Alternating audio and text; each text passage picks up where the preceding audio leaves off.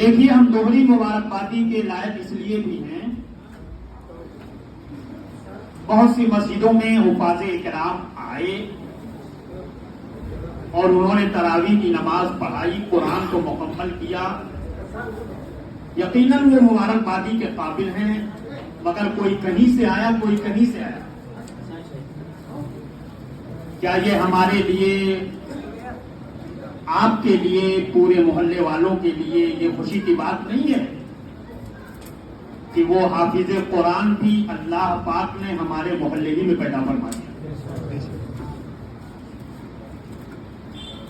اور ہم اپنے گھر کے ہی امام کے پیچھے، اپنے ہی گھر کے پلے اور بڑھے ہوئے حافظ قرآن کے پیچھے قرآن عظیم کو سن رہے ہیں، اور حافظ قرآن کی شکل میں وہ دولہا ہماری نگاہ کے سامنے موجود ہے۔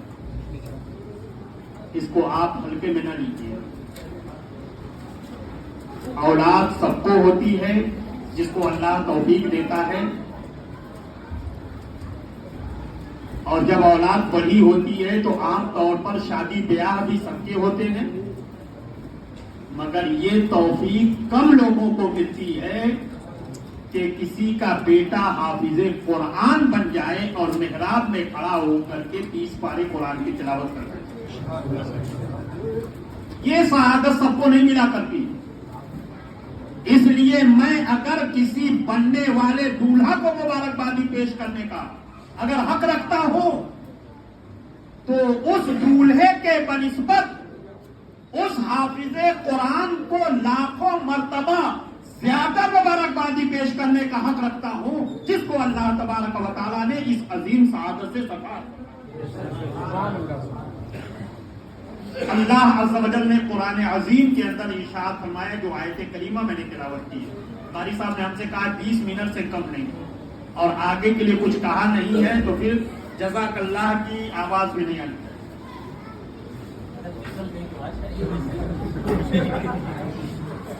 توجہ سے سنیے، اللہ پاک قرآن عظیم کے اندر ارشاد فرما رہا ہے، اے ایمان والو، ترجمہ سنیے، اللہ سے ڈرو، ایسے ڈرو جیسے اللہ سے ڈرنے کا حق ہے۔ خالی منہ سے کہہ دینے سے کہ میں اللہ سے بہت ڈرتا ہوں، یہ تو ہر کوئی کہتا ہے کہ میں اللہ سے بہت ڈرتا ہوں۔ اللہ سے ڈرنے کا مطلب یہ ہوا کہ پھر انسان گناہ کی طرف اپنا قدم نہ بڑھائے، یہ ہے اللہ سے ڈرنا، اور ہر پل اس کے ذہن میں یہ بات موجود رہے، وہ چاہے جہاں بھی ہو، وہ یہ سوچ رہا ہو کہ ہمیں کوئی دیکھے نہ دیکھے، ہمارا رب ہم کو دیکھ رہا ہے۔ یہ ہے اللہ سے ڈرنے کا مطلب۔ اور رب آگے ارشاد فرما رہا ہے، وَلَا تَمُوتُنَّ إِلَّا وَأَنْتُمْ مُسْلِمُونَ، کہ تم مسلمان مرو، ایمان کی دولت کے ساتھ دنیا سے جاؤ۔ دنیا میں کوئی ایسی ذی روح مخلوق نہیں جو مرنے کا انکار کرے۔ مرنے پر سب کا اتفاق ہے، چاہے جس مذہب اور جس عقیدے کا آدمی کیوں نہ ہو، مگر اسے یقین ہے اس بات پر کہ ہم ایک نہ ایک دن مریں گے اور ہمارے جسم سے ہماری روح نکال دی جائے گی۔ سب کو یقین ہے اس بات پر،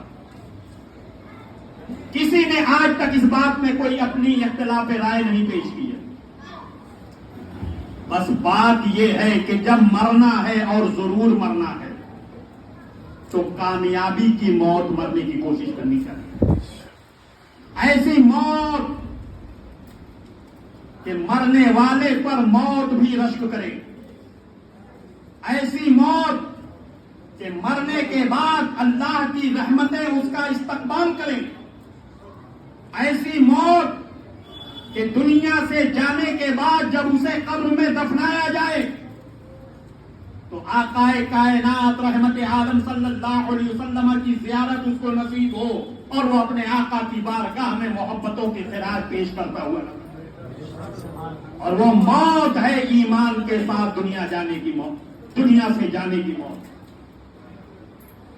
آدمی دنیا سے جائے تو اپنے سینے میں اسلام کی دولت لے کر جائے, نبی کی محبت لے کر جائے, نبی کا عشق لے کر کے جائے, تبھی جا کر کے وہ قبر کی وادی میں بھی کامیاب ہوگا اور حشر کے میدان میں بھی کامیاب ہوگا. اور اگر آدمی کے پاس ایمان کی دولت نہیں تو یہ ہمارے بنائے ہوئے بنگلے ہماری سفارش نہیں کریں گے, کروڑوں کی یہ جائیداد قیامت کے دن ہمارے لیے سفارشی نہیں بنے گی, یہ ہمارے بال بچے ہمارے لیے سفارشی نہیں بنیں گے. سفارش اسی کے لیے ہے جس کے سینے میں نبی کی محبت کا چراغ ہوگا. سفارش اس کے لیے ہے جو جائے دنیا سے, جو نبی کی محبت اپنے ساتھ لے کر کے جائے. اسی لیے تو میرے اعلیٰ حضرت نے کہا, لہر میں عشق رخ شہ کا داغ لے کے چلے, اندھیری رات سنی تھی چراغ لے کے چلے. جس کے سینے میں نبی کی محبت ہوگی, اللہ کے حبیب اس کی قبر میں انشاءاللہ اپنے چہرے پاک کی زیارت نصیب فرمائے. بڑی آسانی سے ہم لوگ سوچ لیتے ہیں کہ اللہ کے حبیب تشریف لے آئیں گے, قبر میں سرکار کی زیارت ہوگی. کبھی آپ نے اس کی برکتوں پہ غور کیا؟ کون رسول آئے گا؟ وہ رسول کہ ایک مرتبہ ام المؤمنین عائشہ صدیقہ رضی اللہ تعالی عنہا ایک چراغ جلا کر کے رات کے اندھیرے میں اپنا کپڑا سل رہی ہے. اچانک ہوا کا جھونکا آیا, چراغ بجھ گیا اور ہاتھ میں جو سوئی تھی وہ زمین پہ گر گئی. اتنے میں اللہ کے حبیب صلی اللہ علیہ وسلم کمرے میں تشریف لے آئے. حضرت عائشہ صدیقہ رضی اللہ تعالی عنہا اپنے ہاتھ کی گری ہوئی سوئی کو زمین پر اندھیرے میں ٹٹول رہی تھی کہ میری سوئی کہاں چلی گئی. آقا نے ارشاد فرمایا, عائشہ کیا ڈھونڈ رہی ہو اس اندھیرے میں؟ عائشہ عرض کرتی ہے, یا رسول اللہ, چراغ جلا کے کپڑا سل رہی تھی, ہوا کا جھونکا آیا, چراغ بھی بجھ گیا اور ہاتھ سے سوئی گر گئی, میں اسی کو ٹٹول رہی ہوں, ڈھونڈ رہی ہوں. اتنے میں میرے آقا رحمت عالم صلی اللہ علیہ وسلم نے مسکرا دیا. میرے آقا کے لبوں پہ تبسم آیا. عائشہ فرماتی ہیں کہ اللہ کے حبیب جب مسکرائے تو اتنی روشنی پھیلی, اتنی روشنی پھیلی کہ میرا پورا کمرہ بقعہ نور بن گیا اور اتنا اجالا پھیل گیا کہ جو سوئی گری ہوئی تھی میری آنکھوں نے اس کو دیکھ لیا اور میں نے اس کو اٹھا لیا. وہ رسول جو عائشہ کے کمرے میں مسکرا دے تو عائشہ کا اندھیرا کمرہ روشنی میں تبدیل ہو جاتا ہے. وہ رسول مومن کی قبر میں تشریف لے آئے گا. جب وہ نبی ہماری قبر میں آ جائے کرم کر کے تو پھر مومن کی قبر میں اب اندھیرے کا سوال کیسے پیدا ہو سکتا ہے؟ میرے اعلیٰ حضرت فرماتے ہیں, قبر میں لہرائیں گے تا حشر چشمے نور کے, جلوہ فرما ہوگی جب طلعت رسول اللہ. وہ رسول آئیں گے مگر کس کی قبر میں اور کس پر یہ کرم کرنے آئیں گے؟ اس پر جو اپنے سینے میں اپنے نبی کی محبت کا چراغ جلا کے جائے گا. اس پر میرا نبی کرم کرے گا جو دنیا میں اپنے نبی کو یاد کر رہا ہوگا اور نبی کریم کی بارگاہ میں اپنی محبت کا خراج پیش کر رہا ہوگا. اللہ کے حبیب اس کی قبر میں تشریف لے آئیں گے. اسی لیے اللہ نے ہمیں حکم دیا قرآن میں, وَلَا تَمُوتُنَّ إِلَّا وَأَنْتُمْ مُسْلِمُونَ, کہ تم مومن مرو, مسلمان مرو, ایمان کے ساتھ دنیا سے جاؤ. اور ایمان صرف اس کا نام نہیں ہے کہ ہم اپنی زبان سے لا الہ الا اللہ محمد رسول اللہ پڑھ لیں. ایمان صرف اس کا نام نہیں ہے کہ اپنی زبان سے ہم کلمہ پڑھتے رہیں. ایمان اس کا نام ہے کہ اگر ہم کلمہ پڑھ رہے ہیں تو کلمہ جن چیزوں کا مطالبہ کر رہا ہے ہم ان مطالبات پر بھی عمل کرنے کی کوشش کریں اور اس کے تقاضوں کو بھی پورا کریں۔ ہم نے اپنے نبی کو جب اپنا محبوب مان لیا ہے، ہم نے اپنے نبی کو جب اپنا آقا و مولا مان لیا ہے، تو اب ہمارے ایمان کا تقاضا یہ ہے کہ ہم اپنے محبوب کے خلاف ایک جملہ نہ کبھی سننا برداشت کیے ہیں اور نہ کبھی اس محبوب کے خلاف کوئی جملہ کبھی برداشت کیا جا سکتا ہے۔ ہم نبی کے نام پر سب کچھ قربان کر دیں گے، جو جان مانگو تو جان دیں گے، جو مال مانگو تو مال دیں گے، مگر یہ ہم سے نہ ہو سکے گا نبی کا جاؤ جلا دیں گے۔ نعرہ تکبیر، نعرہ رسالت، علماء اہل سنت، سنیت الزہرا للبنات، نعرہ تکبیر، نعرہ رسالت۔ یہ ایمان کی بات میں کر رہا ہوں، قیامت کے دن کی کامیابی کی بات کر رہا ہوں میں، حشر کی وادی میں کامیابی کی بات، قبر کی تنہائی میں کامیابی کی بات کر رہا ہوں میں۔ کامیابی چاہیے نا، سب کو چاہیے۔ اے کوئی جو کہتے ہم کو کامیابی نہیں چاہیے، ہر ایک کو کامیابی چاہیے۔ دنیا میں ہے تو دنیا کی کامیابی، قبر میں ہے تو قبر کی کامیابی، حشر میں ہے تو حشر کی کامیابی۔ کامیابی ایک ایسی نعمت ہے جس نعمت کا ہر انسان طلبگار ہے، مگر خالی طلبگار بننے سے آدمی اپنی امیدوں کو پوری نہیں کر سکتا۔ اگر طلبگار ہو تو ایمان کے تقاضوں کو سمجھو۔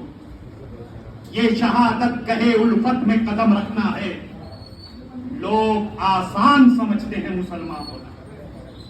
یہ شہادت کون سی شہادت؟ یہ کربلا کی شہادت کی بات نہیں ہے۔ شہادت سے مراد کلمہ توحید کی شہادت ہے یہاں، یعنی ہم نے جو لا الہ الا اللہ محمد رسول اللہ کی شہادت دی ہے، اس شہادت کے بعد ہم نے گہے الفت میں اپنے قدم کو ڈال دیا ہے۔ اب ہم محبت کی وادیوں میں اتار دیے گئے ہیں، اور جب ایک انسان محبت کی وادی میں اتر جاتا ہے تو محبت کا تقاضا یہ ہوتا ہے کہ اپنے محبوب کے خلاف کوئی بات سننا کبھی پسند نہیں کیا۔ آئیے میں آپ کو بتاؤں ایمان کیا ہے۔ ایمان مومن کو جان سے بھی زیادہ عزیز ہونی چاہیے، مال سے زیادہ عزیز ہونا چاہیے، ماں اور باپ سے زیادہ عزیز ہونا چاہیے، اولاد سے بھی زیادہ عزیز ہونا چاہیے۔ آقا ارشاد فرماتے ہیں لا یؤمن احدکم حتی اکون احب الیہ من والدہ وولدہ والناس اجمعین۔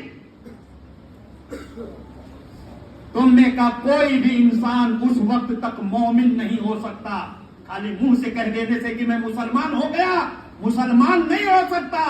آقا فرما رہے ہیں کوئی اس وقت تک مومن ہو ہی نہیں سکتا جب اس تک اس کے دل کے اندر نبی کی محبت ماں سے، باپ سے، اولاد سے، ساری مخلوقات سے زیادہ نہ ہو جائے، تب تک وہ مومن نہیں ہو سکتا۔ یہ میرے نبی فرماتے ہیں۔